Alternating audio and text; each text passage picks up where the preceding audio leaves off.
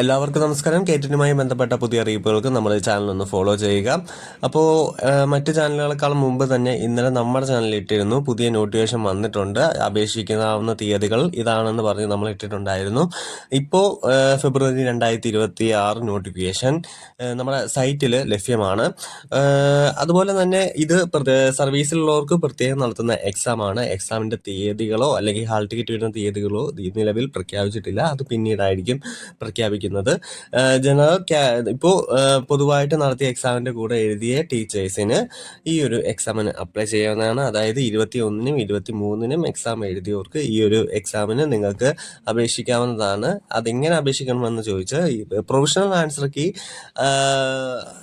എന്താ പറയുക, ഈ ഒരു ആഴ്ച തന്നെ പബ്ലിഷ് ചെയ്യുന്നതായിരിക്കും. അപ്പോൾ അതിനകത്ത് നിങ്ങൾക്ക് നോക്കിയിട്ട് നിങ്ങൾ പാസ്സായി, നിങ്ങൾക്ക് 90 മാർക്കോ അല്ലെങ്കിൽ 82 മാർക്ക് നിങ്ങൾ കടന്നിട്ടുണ്ട് എന്ന് നിങ്ങൾക്ക് ഉറപ്പാക്കിയാൽ നിങ്ങൾക്ക് ഈ ഒരു എക്സാം അപ്ലൈ ചെയ്യേണ്ട കാര്യമില്ല. കാരണം നിങ്ങൾ ജയിക്കുമെന്ന് ഉറപ്പുണ്ടെങ്കിൽ നിങ്ങൾ ഈ ഒരു എക്സാമിന് അപ്ലൈ ചെയ്യേണ്ട കാര്യമില്ല. അഥവാ നിങ്ങൾ ജയിക്കുമോ ഇല്ലയോ, ഇല്ല കയ്യാല പുറത്ത് തേങ്ങ പോലെയാണ് നിങ്ങളുടെ അവസ്ഥയെങ്കിൽ നിങ്ങൾക്ക് നിങ്ങളുടെ മുമ്പിലുള്ള അടുത്തൊരു അവസരമാണ്.